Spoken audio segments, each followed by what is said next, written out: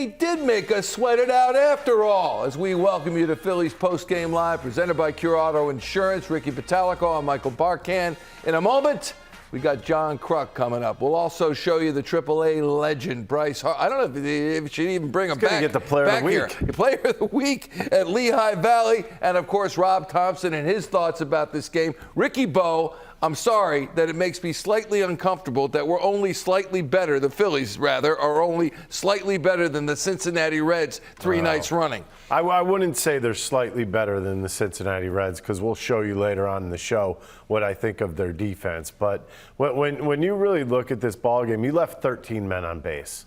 Come on, anytime, if I told you the Phillies were going to leave 13 men on base, you would have said, well, they lost that game. Well, I mean, think about how many guys they did have in score position, considering they still had six. They were 6 for 16 with runners in score position, which is not bad. I mean, but in the long run, you still let a lot of ducks out on the pond, and that was an issue in this game. You could have buried this team. This game probably should have been about 14-5. It really should have been. And I'm starting to get a little concerned about the Phillies bullpen. I know that wasn't necessarily Robertson's fault there in the ninth inning, and that's another question.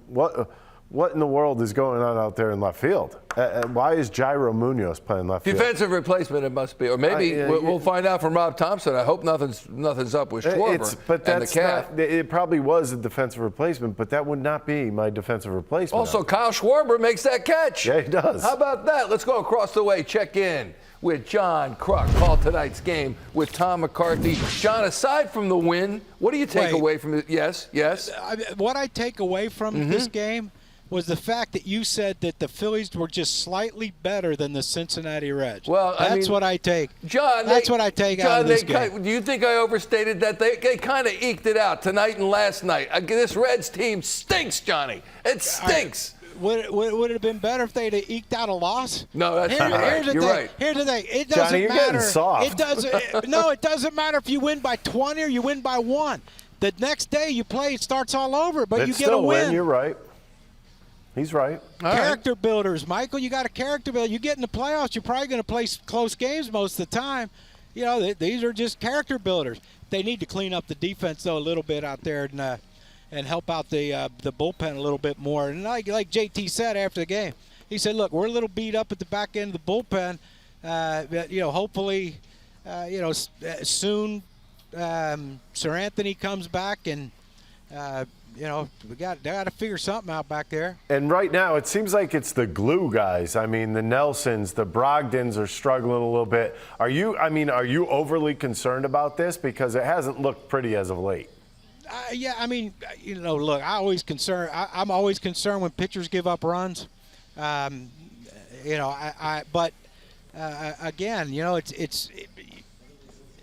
I always take – I don't know. I guess I think different because it's like, okay, this is over. Connor gave up a run.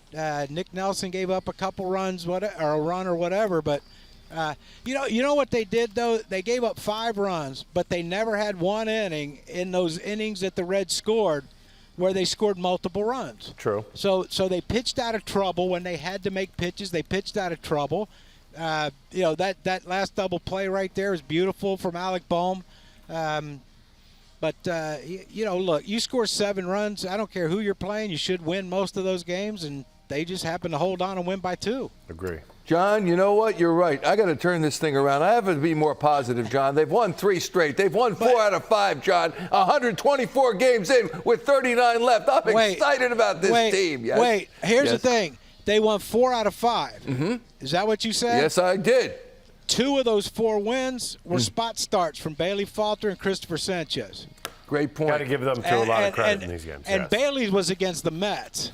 John, unfortunately, we have to go. We've got a lot of stuff to cover. I'm a positive. You are. I mean, I'm as shocked as you. We're trying to make you more positive. We're trying to let you go. Yeah, how about that? Okay, on your way to a Yingling. I'll see you tomorrow. All right, buddy. Thanks a lot. John Kruk in the booth. The man.